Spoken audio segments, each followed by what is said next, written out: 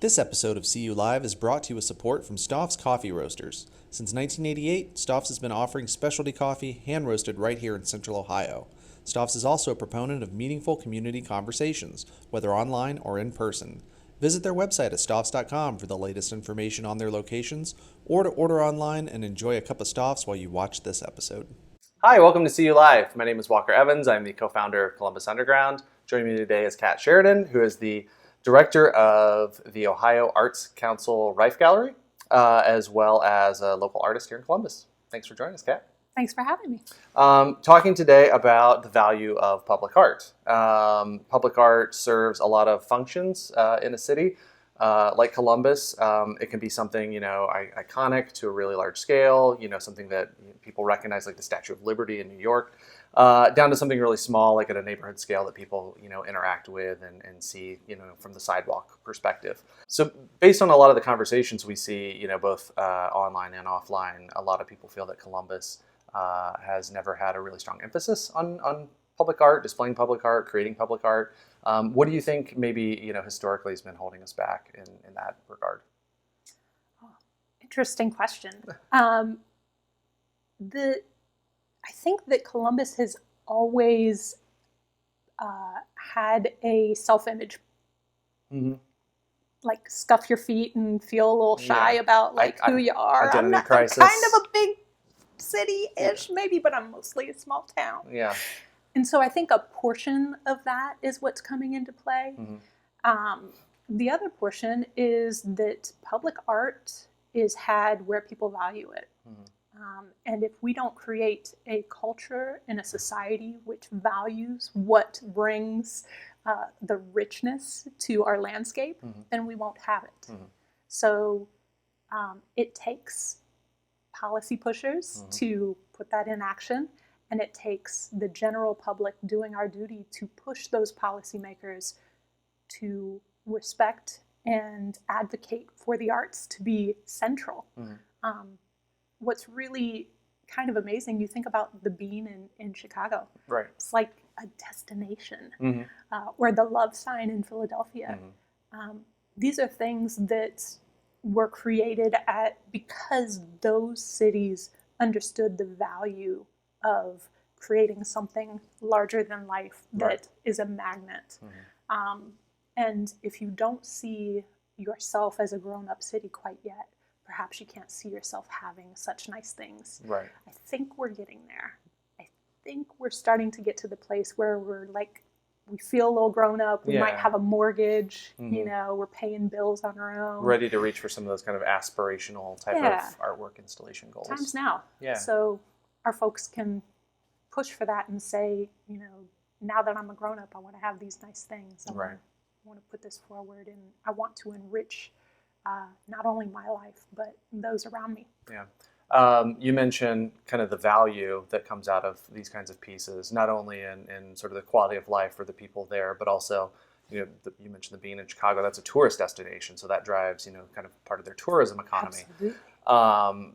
Do you think that maybe part of the issue is that we're kind of maybe value engineering things? We look at cost more than long-term value, and so if you're building a new park and you're thinking about the kinds of artwork pieces you can install there, you're kind of looking at the line item of what it costs, not only to design, create, implement, labor, materials, but also the ongoing maintenance of something large. Absolutely. Yeah. Is that part of the problem? For sure. Yeah. For sure. I mean, if you are looking at absolute baseline, this many dollars it will cost to make this thing. It is going to be so hard for folks that aren't thinking about the ripple effect. Right. They're just thinking of the bottom line. You just like you said, pulling in those tourism dollars, and also the richness of like a family coming to spend time near a thing. Right. They're probably going to picnic and have treats from around the way and take photos and maybe get to know local businesses. All of those things absolutely build on that. But if you're not looking at that line, you're not going to see it and you're not going to value it. In 2012, during the city's bicentennial, there was a public art component of that celebration, and so we saw like a little bit of spike kind of in the public interest. And some of those pieces during that, some were temporary, some were semi-permanent. Last year, during some of the Black Lives Matter protest, we saw kind of a renewed emphasis on murals and some of those kinds of pieces. Again, some are temporary, some are being considered for more public or for more permanent installation. Do you see this sort of, like line of interest kind of spiking and waning? Are people, the interest in public art going to drop off again? Or how do we keep the momentum going, I guess? Interestingly, the experience of having a pandemic has forced interest in public art in a way that we probably haven't experienced in the last 100 years. Certainly not here in Columbus. Mm-hmm. I was chatting with my partner Lisa about this and the fact that, everything shut down. Mm-hmm. Museums, galleries, stores, right. Everything. And people are social beings. We crave, the entertainment of visual aesthetic, whether it's a story told or a painting. And so the fact that, one, we had the continued unfortunate circumstances of Black lives being killed at an unreasonable rate. Mm-hmm. There is no reasonable rate. And folks have time to be at home and think about that and really concentrate on it, because this perfect storm for folks to realize their power and say, I want to do something. So they show up and want to express that. Having artists have the ability to get out there and do that is so important. And because all of these things are closed, it means that the outdoors now become our galleries right. and our museums. Right. And how amazing to live through that part of history and recognize the importance and the value that it brings. Like, you were talking with Susan about the fact that you took a tour around downtown and how special that was to really deeply invest your time and thought in what these artists were bringing to the table. We could have that all the time. Yeah. We could have it all the time. Sounds great. We just have to commit to it. Yeah. So I think that we can keep that trajectory, but we have to want it. Right. You got to have a little bit of want to, Yeah. Have people get used to it and then just come to expect it as being the norm. Absolutely. Don't settle for anything less. Yeah. One of the trends that we've seen, here in Columbus, and I think in a lot of other cities too, is when you say public art, you usually think of publicly owned art, but also publicly displayed art.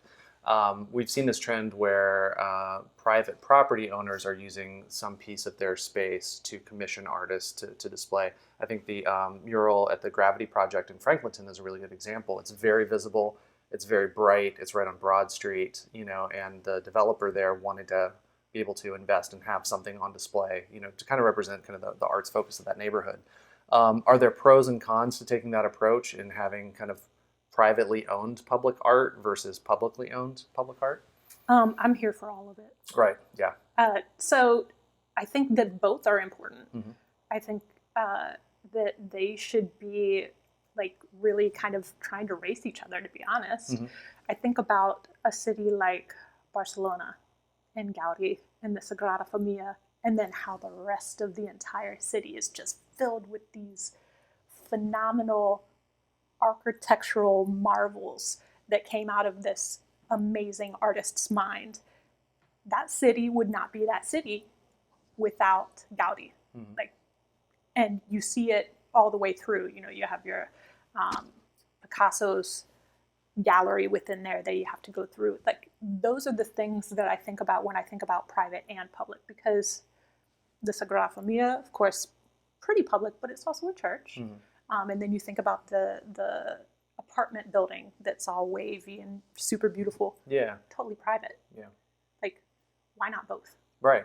I want both. Okay. I don't want to say yay to one and nay to another. Right. Bring them both. All of the above. Well, thanks so much for stopping by and sharing all the insight on this topic. Really appreciate it. Thanks for having me.